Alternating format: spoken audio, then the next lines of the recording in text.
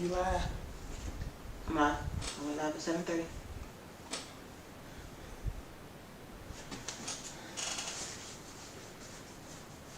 Good evening to everyone. Those that have joined in on our conference bridge, for those that are joining in on Facebook, on Zoom, and on our YouTube channel. We thank y'all for joining in to our weekly Bible study.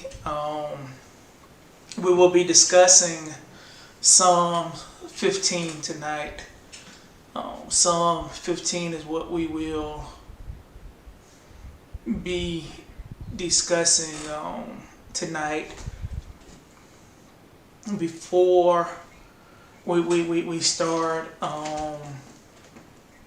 prayerfully everyone has had a pretty good day. Prayerfully that with the rain that came through, I know we had some bad rain and a little storm that came through Tallahassee today, and we had some bad weather here at my house in Havana. So prayerfully everyone is okay. Everyone is still being safe throughout this pandemic. But we will open up with a prayer, and then we will go from there.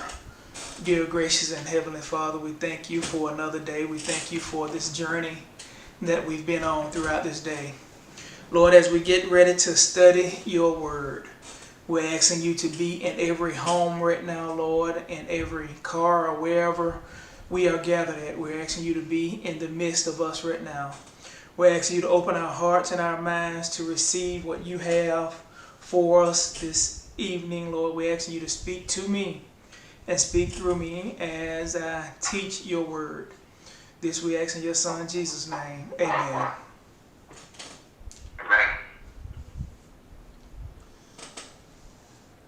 And once again, we're going to be discussing Psalm 15. Psalm 15, the New Revised Standard Version. It reads as follows. Psalm 15 from the New Revised Standard Version. O Lord, who may abide in your tent, who may dwell on your holy hill, those who walk blamelessly and do what is right and speak the truth from their heart, who do not slander with their tongues and do no evil to their friends, nor take up a reproach against their neighbors, in whose eyes the wicked are despised, but who honor those who fear the Lord, who stand by their oath, even to their hurt. Finally, verse 5 says, who do not lend money at interest and do not take a bribe against the innocent. Those who do these things shall never be moved. Let me start out by saying this. When we look at different things, when we look at America, when we look at the rich, the famous, even when we look at our government now, president, our governor, even some senators and all of that, it seems like we don't have easy access to them. It seems like, they're, as far as their personal lives, they stay in gated communities. The governor, if you try to go to the governor's mansion right now, you can't get in. Even with military posts right now, you don't have free access to get to military posts. But it's good to know that we have free access to our Lord and Savior. No matter what we're going through, no matter what's going on in our lives, we have access to Him. And when we look at this psalm right here, David starts out by asking a question. But before we even get into that question, just a little background, and I think this is something I'll ever do. in Bible study. But just to give you a little background on that psalm, it is a lot of the theologians agree that this psalm was written as David was coming back, bringing the Ark of the Covenant back to Jerusalem. So let me just focus on that for a second. When we look at David bringing that Ark of the Covenant back, this is his second attempt, because if you remember on the first attempt, he wanted to do it his way. He didn't consult with the Lord on how to move the Ark. He didn't read the Torah on how to move the Ark. He tried to do it like the Philistines did, instead of doing as the Lord instructed him to do. And in doing that, he saw one of his best friends, Uzziah, killed. And if you remember, as the ark was falling, Uzziah tried to grab it and keep it from falling. And he touched it. And remember, God said only his priests can touch the ark.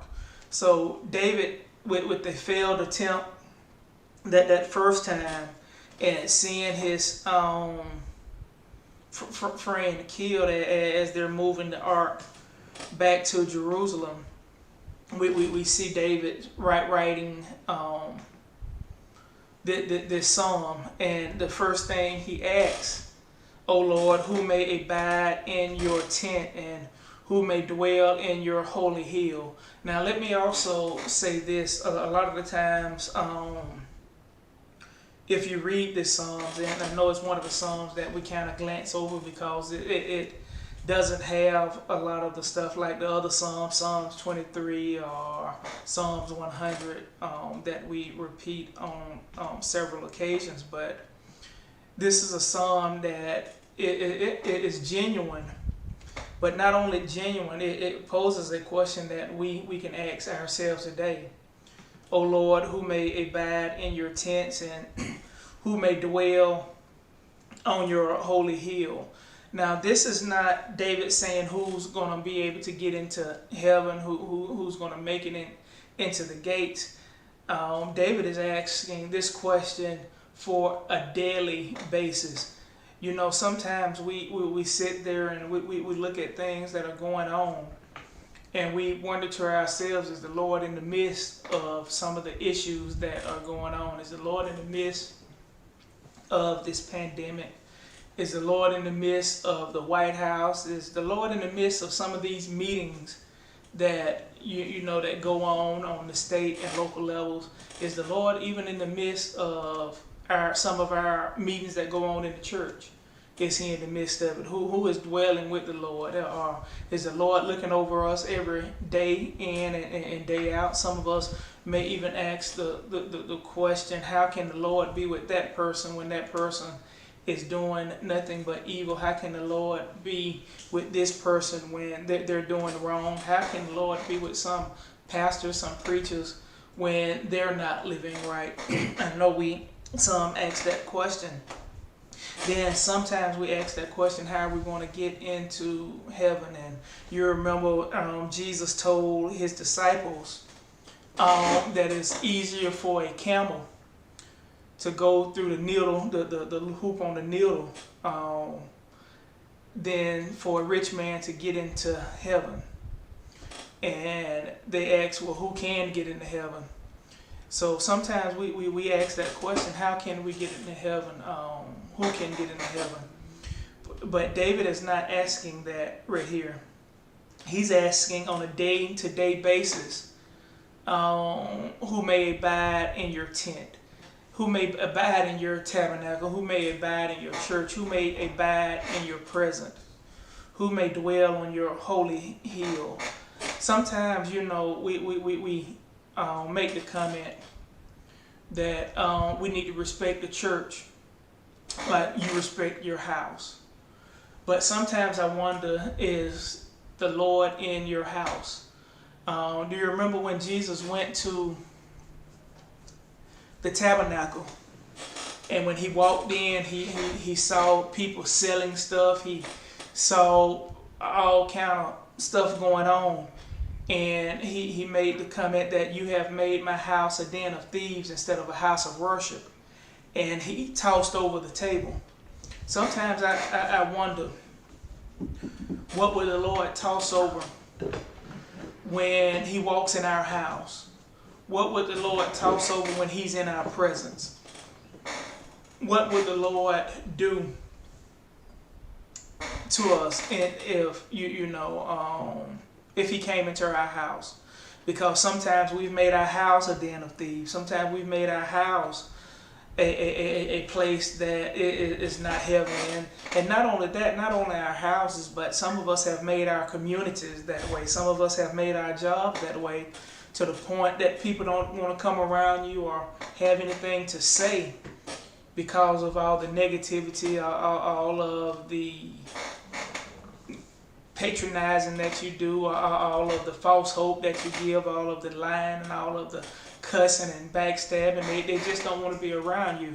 So have you made your community, have you made your house a den of thieves? Will the Lord throw some over or turn some over when it comes down to your day-to-day living?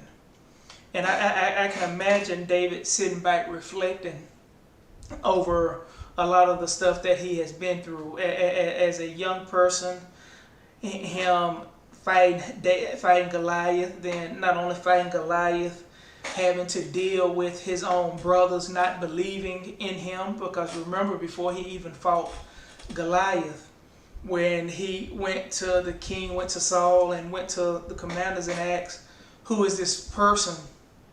And not only that, what will be the reward for the person that kills him?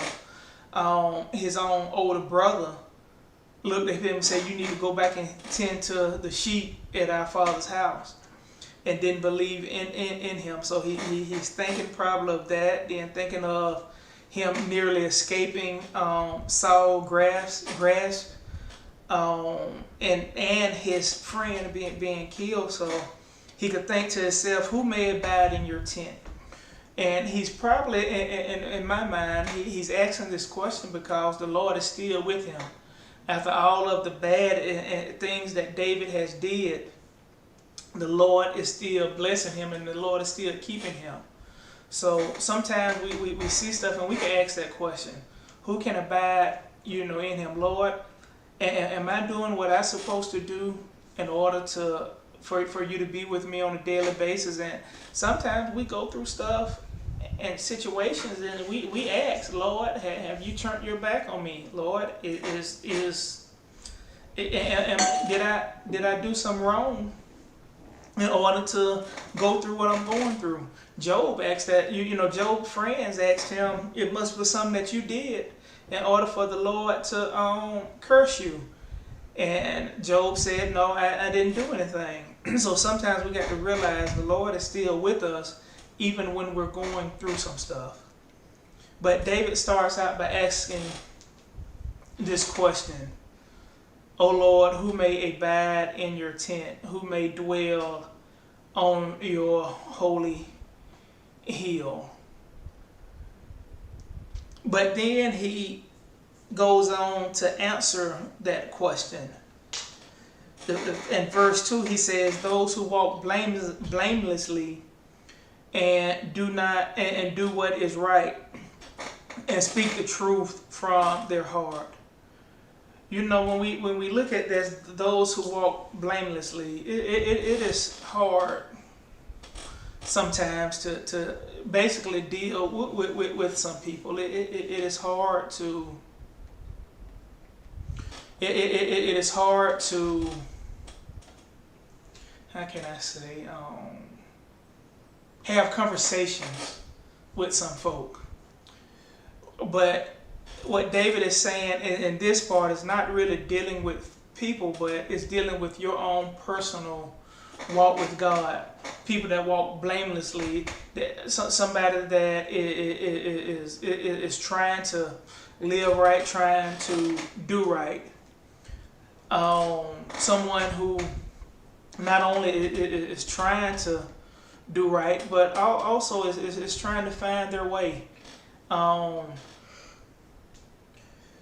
is trying to be in a personal relationship with the Lord, that is trying, no matter what goes on around them, they're trying to do right. They're trying to treat everybody right. They're trying to speak the truth. They're trying to live right. They're trying to pray on a daily basis. They're trying to get in the Word on a daily basis. They're trying to walk in a way that when people see them, they know that they are a Christian. How many times have you had a conversation with someone and another person walked by, and that conversation shifts to that person that walks by, and whoever it is make a comment, yeah, that's a preacher or a deacon in the church, and the other person say, I would have never thought that. The way they act, the way they talk, they can't be into the church. Well, because they're not trying to walk blamelessly. They're trying not to live according to the Lord. I always tell the members at Mac Chapel, people are always going to find excuses not to come to church. People are going to find excuses not to come to your programs. People are going to find excuses not to turn their life over to the Lord. And if you're not walking blamelessly, they're going to use you as an excuse. Well, the preacher or the pastor was out in the club till 3 or 4 o'clock in the morning, so why should I go listen to him? You know, brother so-and-so is messing with 3 or 4 people in the church, so why should I go down there? Sister so-and-so is breaking up homes, so why should I go to that church? We got to realize, yes, all of us are without sin. But sometimes, for some reason, people, when they look at church folk, they look at us differently. They expect us to be perfect. And yes, I know none of us are perfect. All of us fall short. Matter of fact, the Lord said, in His eyesight, all of us are just like filthy rags. But however, what we need to try to do on a daily basis is go out throughout that day and live our life according to what the Lord wants from us, according to the way the Lord wants us to live. And yes, we're going to fall short. We sin by not only by thought, word, but deed. Sometimes, you know, we think some stuff and we have sin. I used to tell Sister Linda, she used to get on me. I used to say I used to see some people riding down the road. Walking down the road, and it seems like my car wanted to go and nudge them. I'm sinning because of the thoughts that I had, and a lot of us do that too. When we see some people come up to us, and we're thinking one thing, and we're saying another, we're sinning. So we are all without sin, but we still need to try our best on a daily basis to walk blamelessly, to try to do what is right in the Lord's eyesight. It also says in that verse, and to do what is right.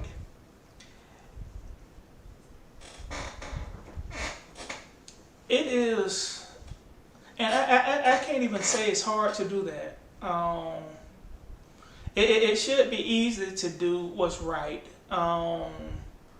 Ethical, it shouldn't be too hard, but some people just don't want to do right. Some people feel like they could get away with certain stuff. I seen something on Facebook that a family pulled over and found $1 million on the road and called the police, and everybody was patronizing them about that. Well, they were doing what was right. You know, it's easy to try to do right when everybody's watching.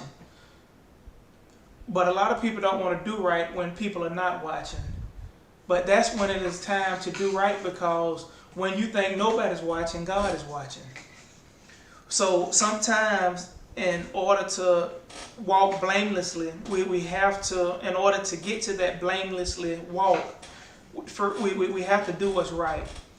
And doing what's right is as simple as someone that you don't like, someone that you see doing wrong, you pray for them. That is doing what's right, because the Lord say pray for your enemies. Not only that, it says speak the truth from your heart. So we have to do what's right, but we also have to speak the truth from.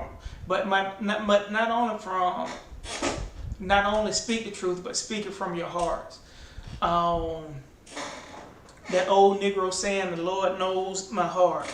That is so true, because the Lord knows our heart. And we could say one thing out of our mouths once again and not believe it in our hearts. You know, when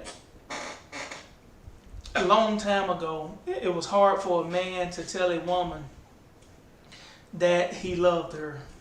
He was in love with them. And it probably was the same with women. But now that word love is just thrown out there so much that it has lost its power, because we're not speaking it from our hearts when we tell people we love them. That's why that song says, "If you didn't love me, why didn't you tell me so?" Or, you know, love is an action, so show me that you love me. And some people have a weird way of showing that they love you. But what I'm trying to say is we have to speak the truth from our hearts. And sometimes the truth is hard to speak. Sometimes the truth is hard to tell.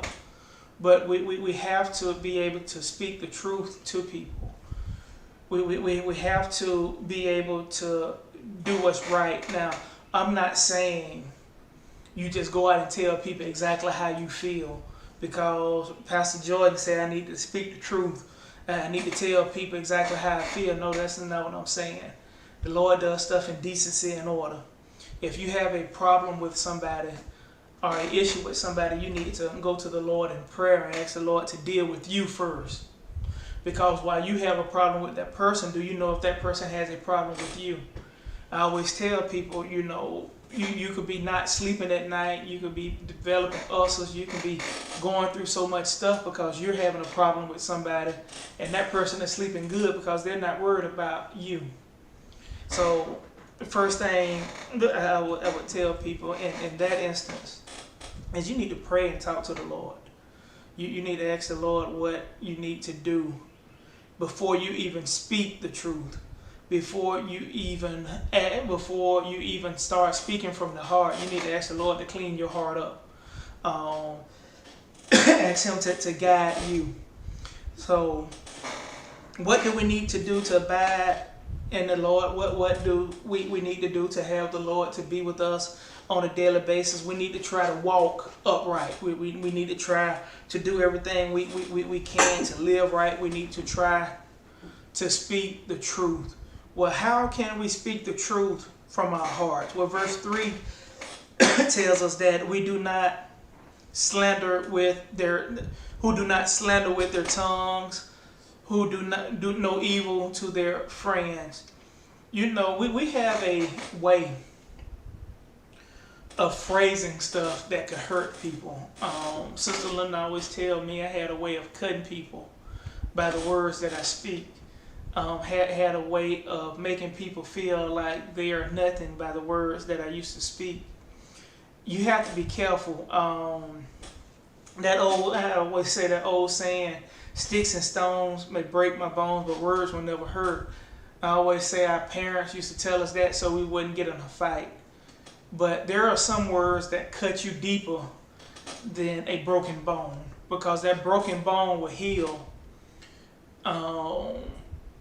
Even if somebody throws a rock at you, you could and busts your head, whatever, you can get stitches in, even though you're left with that scar. But words can leave scars that are internal. Words can leave scars that will pierce the soul. People that are always constantly telling their kids that they're stupid, they're ugly, they'll never amount to nothing. After a while, them words become reality and people will start believing that. and it has a lasting impression on them. You'll never amount to nothing. You'll never be no good for nothing but laying on your back. You'll never be this. You'll never be that. That starts to hurt people.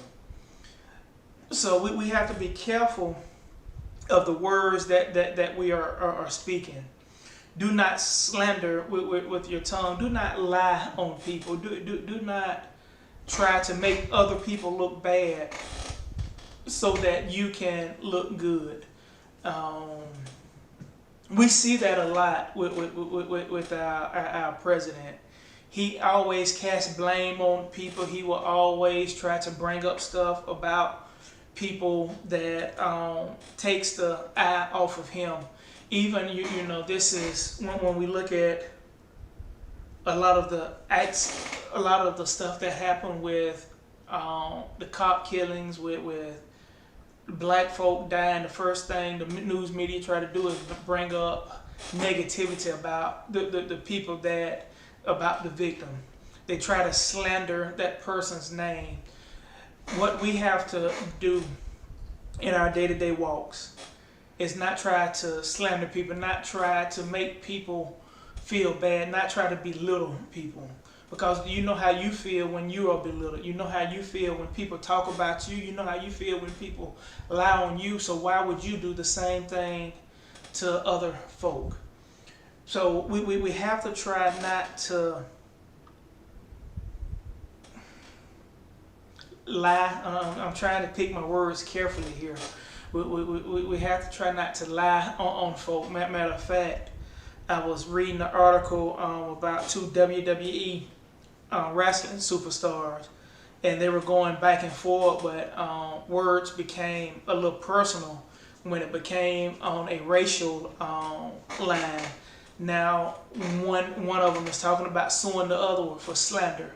We have to be careful the way we attack people, the way we talk about people, because we can find ourselves in a situation. We can find ourselves in a fight for our lives. We could find ourselves in a courtroom, and we thought we were telling the truth, or we thought we were getting over. We thought we were getting by. You know, a lot of the times, and this is prevalent in the AME church, especially when a new pastor comes to a church, where we have a tendency of calling around, asking what do we know about that pastor, what do we know about this person, and the pastors are calling the previous pastor and other pastors about the congregation. Then the congregation is calling other congregations about the pastor that is coming in. You hear all type of stuff, but you got to be careful, because some of that stuff is slander. Some of that stuff is because you have to ask yourself, this information that I'm getting, why am I getting that information? Is this person saying this because they didn't like the pastor? Are they saying this because the pastor is saying this about the members because they didn't like the members, because the members didn't agree with nothing they're saying, or vice versa? We have to be careful at what we receive when it comes from people. We have to ask ourselves, what are their motives? What are they trying to do? But on the flip side of that, we got to be careful what we tell folk. We got to be careful what we speak, because people will kindly flip that conversation around and take our words and twist it. So the best way to avoid that is not to speak, is to speak the truth. But not only that, not speak any slander. Sometimes when people ask you a question about other folks, just say, they never did anything wrong to me. And that is the truth. Not what they did to other folks, because unless you had first-hand knowledge of what they did and you were there when they did it and they told you why they did it, and you knew exactly what the other person did to get that reaction, you don't know the whole story. So you're not speaking the whole truth. So we shouldn't slander. The next thing it says here, we should not do no evil to their friends. And let me stop right here, because I know what some people are saying. I don't do no evil to my friends. I treat my friends with respect. I love my friends. But how many of y'all have got off the phone with one friend and called another friend and talked about that friend? Matter of fact, how many of y'all have got off the phone with one family member and called another family member and talked about that person? Do we realize that is slander? Do we realize that is doing evil? Because we're gossiping about that person. We're gossiping about our friend. And I know what some people will say. Well, I'm just trying to look out for them. I just don't want them to do no wrong. Well, did you tell them that? Then when you told them that, they didn't listen. Now you mad. Now you got to tell everybody else that you told them what they should do and what they shouldn't do. But aren't you doing slander? Or aren't you doing evil? What we have to realize is when we deal with people, we need to deal with that person. That person and that person only. Matter of fact, the Bible tells us when you have an ought with somebody, you go to that person and you deal with that person.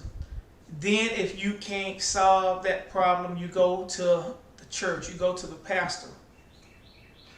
And then y'all should come to an understanding. And if it still doesn't resolve, you wash your hands with it. Matter of fact, you know that verse, when two or more are gathered in his name, he said, I'll be in the presence. Well, that is really what he's talking about. When you're having issues with people, you bring it to the church. And when two or three more people are gathered on that issue, he'll be in the midst to help solve that problem. He'll help solve that issue.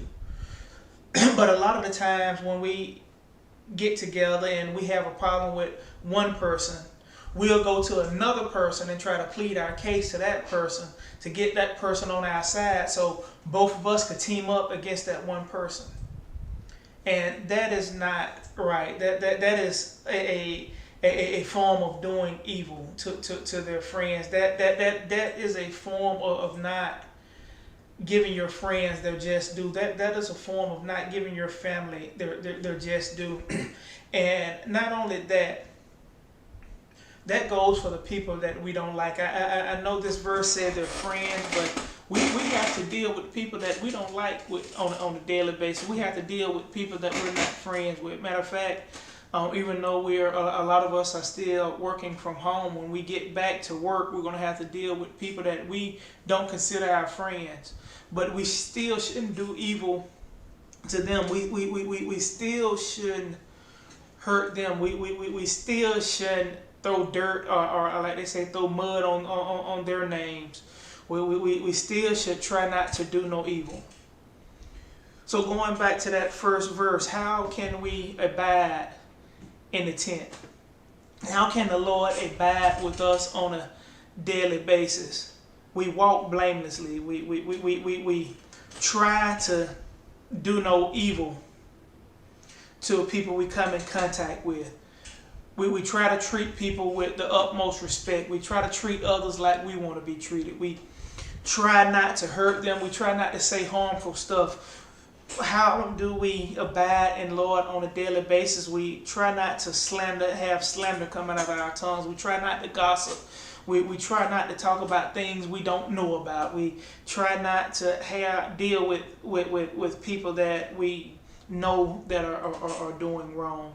We try to speak the truth out of our hearts. And if our grandmothers and used to always tell us, baby, if you ain't got nothing good to say, don't say nothing at all. Sometimes the best thing we could do is be silent in situations. People come ask us for our opinion. We should say, hey, I have no opinion on the matter.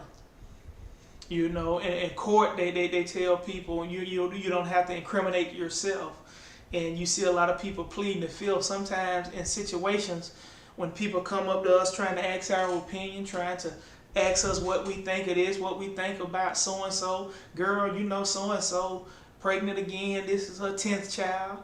What you think about it? Hey, I ain't got no dog in that fight. I ain't got nothing to say about it. I just hope the Lord keep blessing them. People come up to you and say, you see so-and-so bought a car, you know he ain't got no job, where he making all that money at? Hey, whatever he's doing, I hope the Lord is looking after him and blessing him. Sometimes we just don't need to get into the he say, she say. Because I tell you this, when they go back to that person, they're not going to say what they said. They're going to say, Reverend Jordan said this. And all you did was, Reverend Jordan said, yeah, I agree with you. So you got to be careful at what you say and what you do. Verse 4, well, at the end of verse 3, we're not even through with verse 3 yet. And for those that are just joining, we're talking about Psalms 15 tonight. Psalms 15 is what we're discussing. The other part says, nor take up a reproach against their neighbors.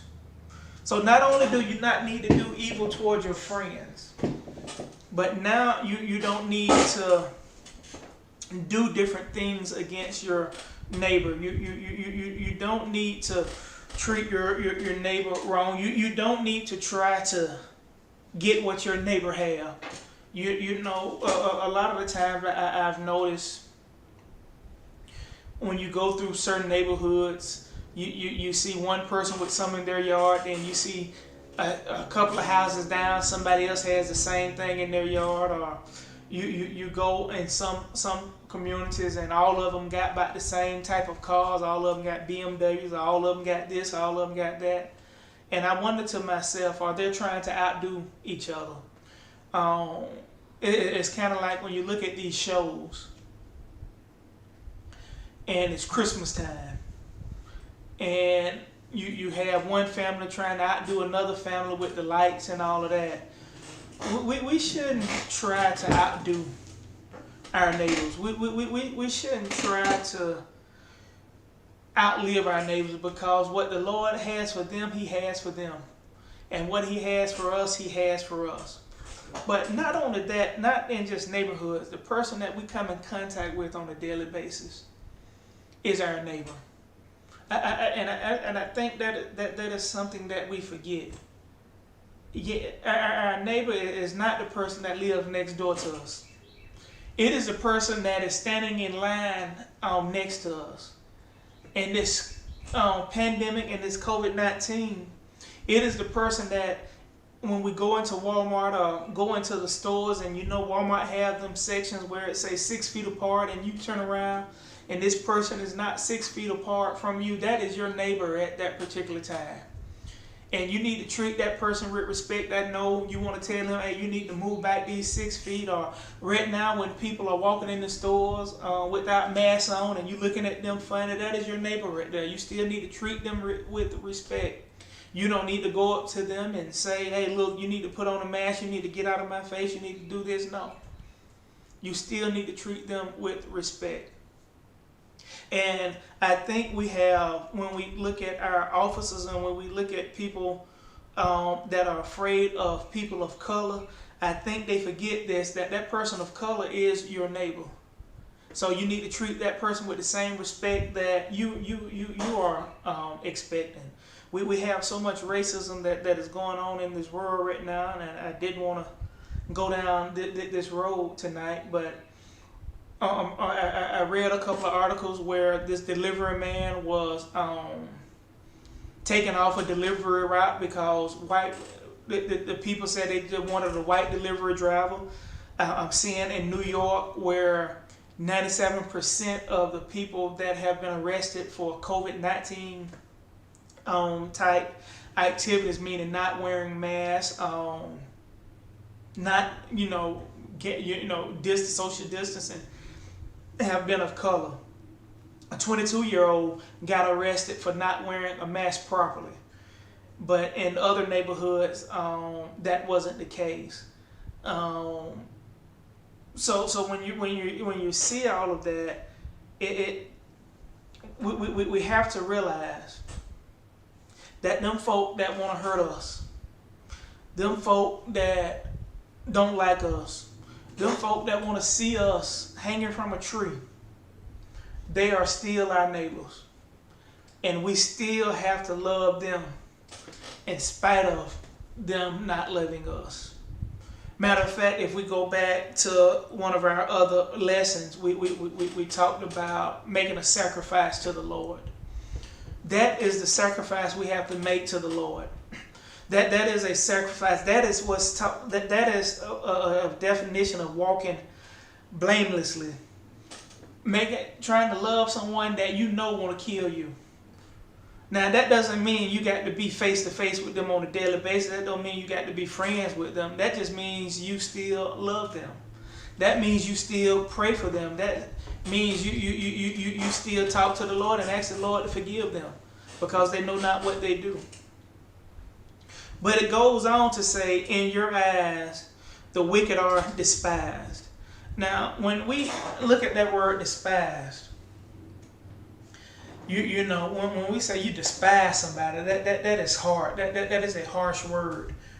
But let me give you this. In your eyes, the wicked are rejected.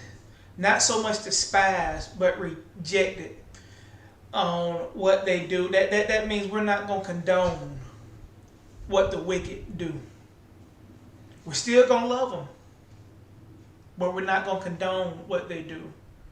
And can I say this? A lot of us are condoning what the wicked do because they're in our own households. They're our own children. They're our own parents. They're our own friends. We can't condone what the wicked do. Matter of fact, if you go back to that verse about speaking the truth, sometimes we need to sit them down and say, look, you know what you're doing is wrong. What you're doing is not right. I'm not going to condone what you are doing. But a lot of us do it because they're our family members and we look over it and we don't want to upset nobody. We don't want to make enemies. But we cannot condone what people do. We can't condone what the wicked do. We always had this talk, me and some of the members at Mac Chapel, regarding the impeachment process. And some ask, how could the Republicans condone what this president is doing? How can they sit there and say they're Christians and condone what he's doing? I could tell you just from this verse right here, and sometimes, you know, we ask questions and the Lord give us answers later on because they're not walking with the Lord. How can they condone it? Because they're not walking with the Lord. It's simple right here. In whose eyes the wicked are despised, the wicked are rejected, is not condoned what the wicked do. So when we look at it, the reason why a lot of the things are going on is because we're not walking with the Lord. Reason why a lot of the people act the way they act because they're not really and truthfully walking with the Lord. They're putting on a front for us, but they're not walking with the Lord. But verse 4 goes on to say, but who honors those who fear the Lord?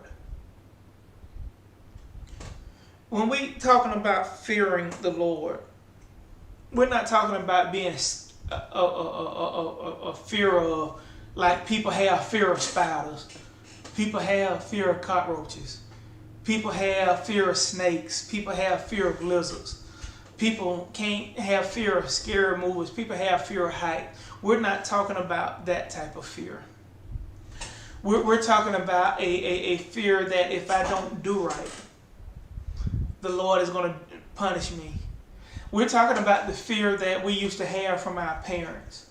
The fear that we used to have if we know we acted up in school and it got back to our mom or dad, what was going to happen.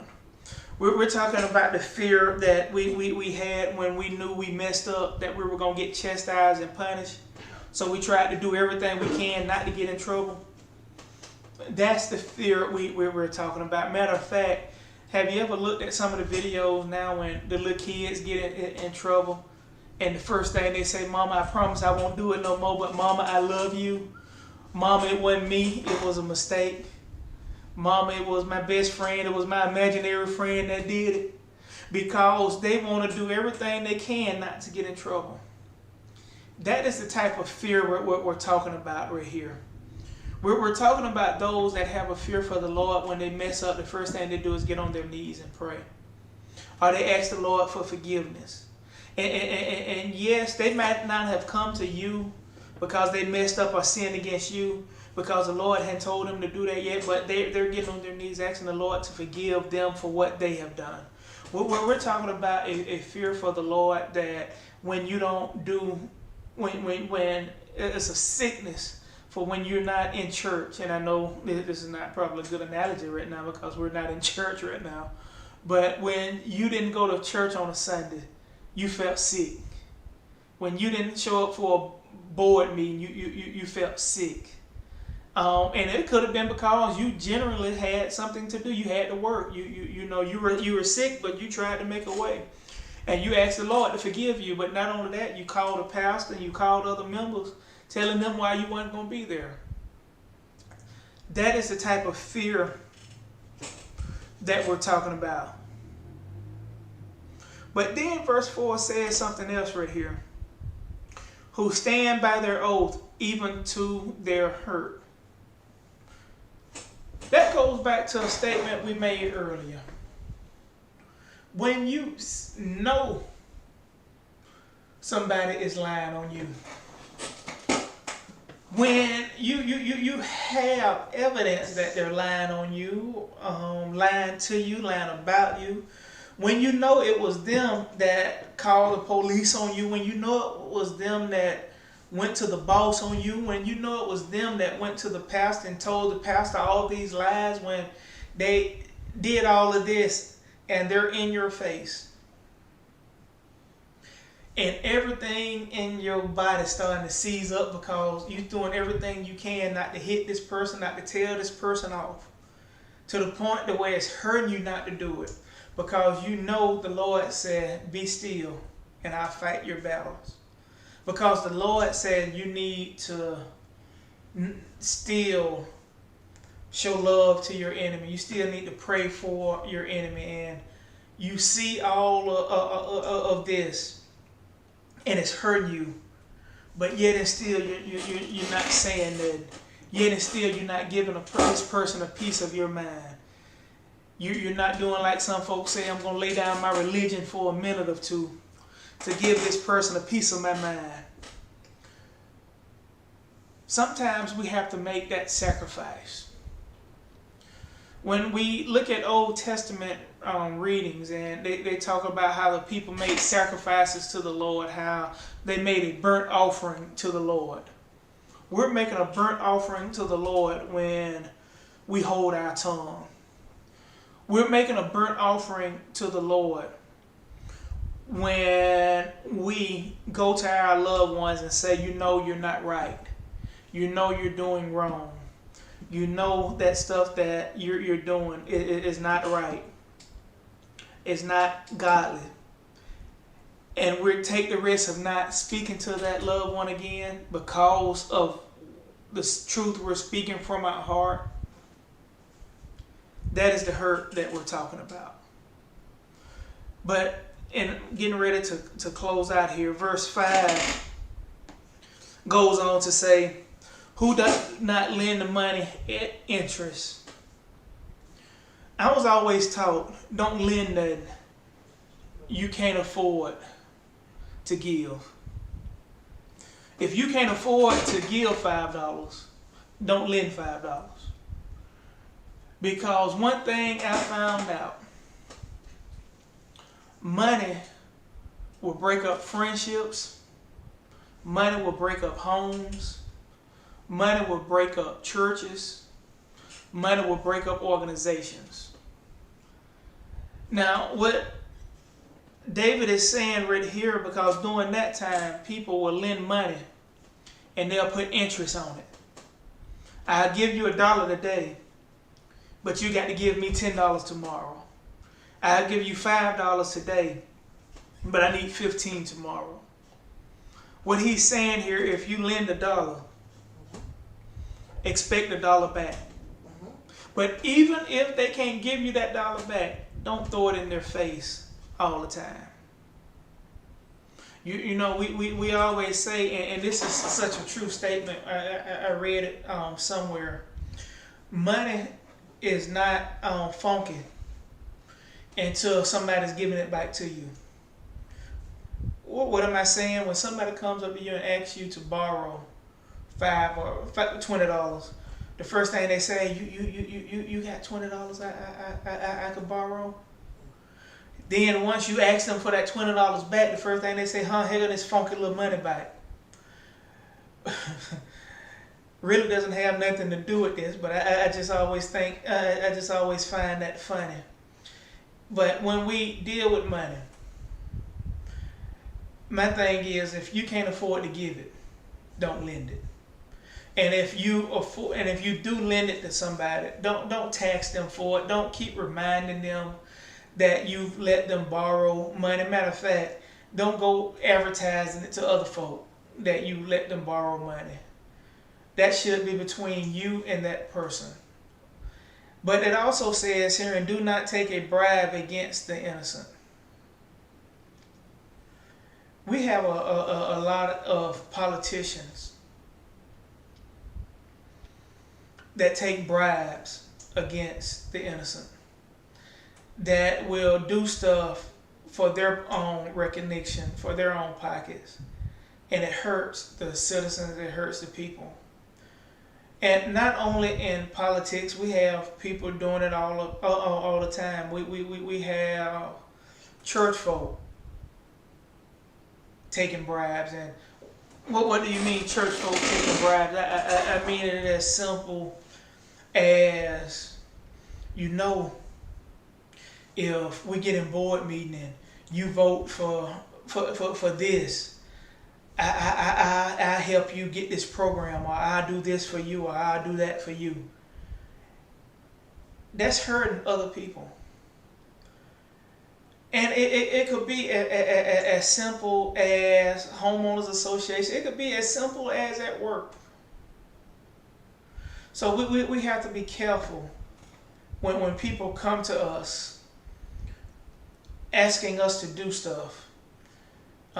If you do this, I do that for you. That quid pro quo, so to say. You know, you scratch my back, I'll scratch your back. We have to be careful.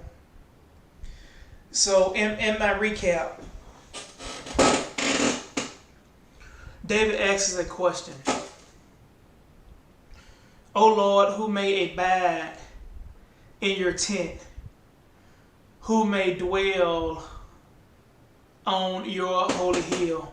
Lord, who is in your presence on a daily basis? Who may be in your presence on a daily basis? Who are you in the presence of on a daily basis? Who are you dwelling with? When we look at Revelations tell us, when Jesus tell us, I come knock at the door. He who opens the door, I will enter, and he opens, I will sup with him and he with me.